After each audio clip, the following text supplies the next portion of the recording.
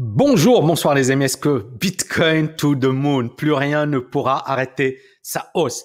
On a vu récemment le Bitcoin qui a explosé tous les records et la question c'est est-ce que ça va se poursuivre et est-ce que finalement il y a quelque chose qui va arrêter cette hausse? Les bonnes nouvelles continuent d'affluer sur le Bitcoin et sur les cryptos, hein. On voit ici la tendance, elle est clairement orientée à la hausse. Alors, il y a beaucoup de gens, ils me disent, Tammy, il y a une divergence baissière. Oui, mais pour le moment, on n'est pas validé. Pour le moment, on est vraiment sur un truc très, très puissant, très, très haussier. Mais encore une fois, il faut vraiment se méfier de ces mouvements où ça monte très, très, très vite parce que ensuite, ça peut également redescendre très, très, très vite et c'est le cas du Bitcoin. La volatilité est souvent extrême.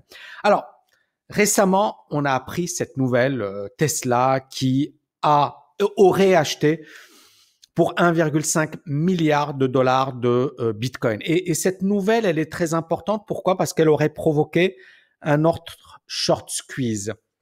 Short squeeze, rappelez-vous, j'en avais déjà parlé avec la firme GameStop. C'est cette situation où il y a des vendeurs à découvert, d'accord? Et quand les cours montent, ils doivent déboucler leur position. Donc, ils vont racheter leur position vendeuse et ça fait monter encore plus le cours. Et lorsque on a eu cette annonce, eh bien, ça a créé un autre short squeeze. Et on l'a bien compris. Elon Musk déteste les vendeurs à découvert parce qu'effectivement, ils l'ont bien puni pendant plusieurs années.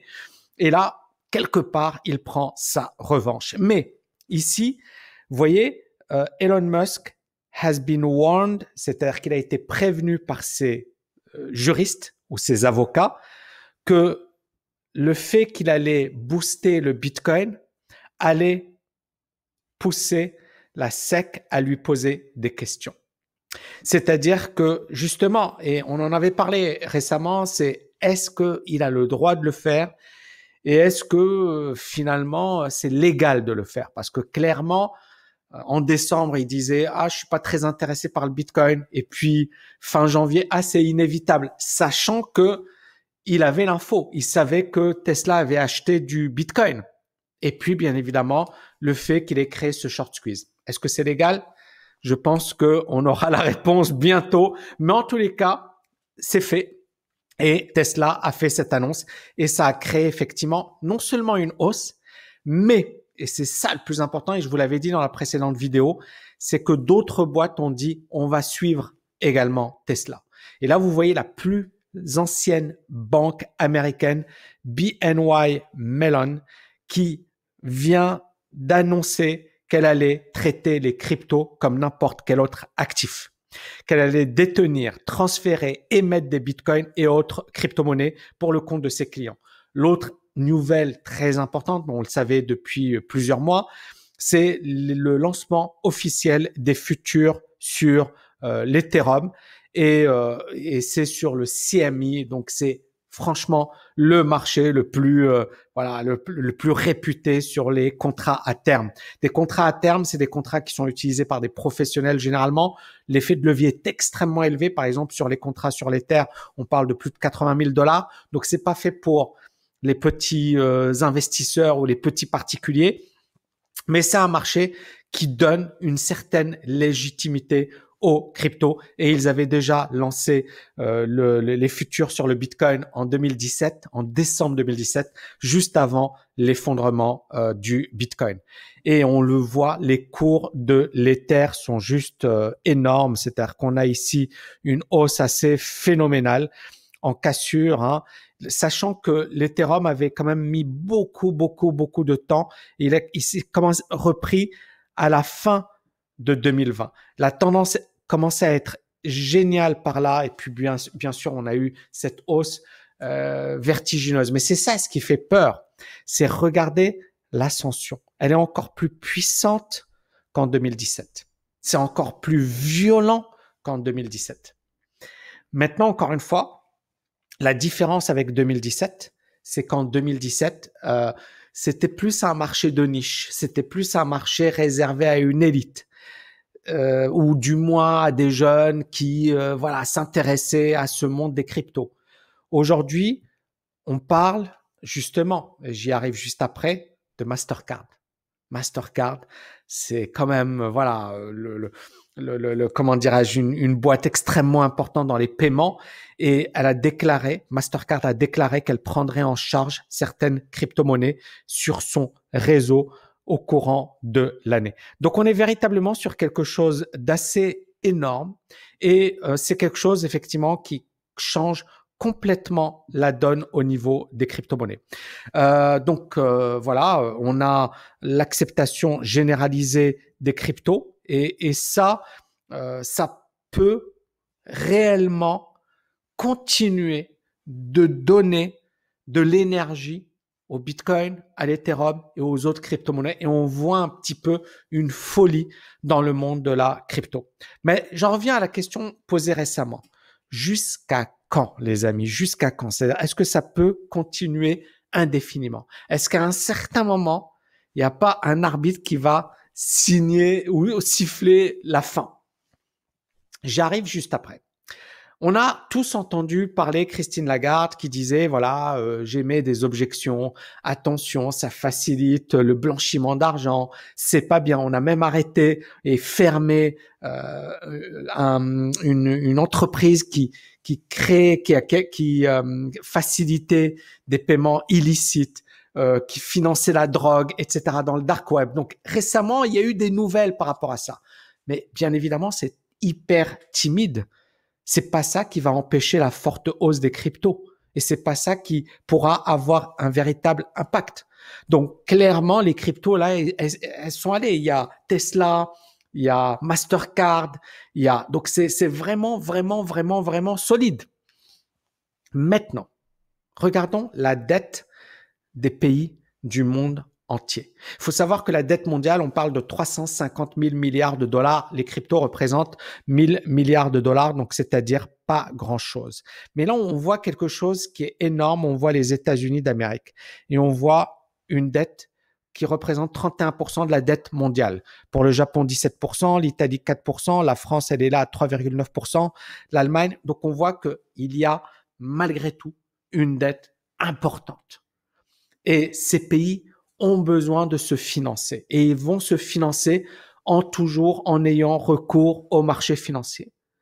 Et le risque, il est là. Regardez, la dette des États-Unis qui continue de croître. Et vous voyez qu'avec la pandémie, ça a continué. Et là, vous avez le plan de 1900 milliards de Biden. C'est juste énorme. Donc, est-ce que ça va continuer?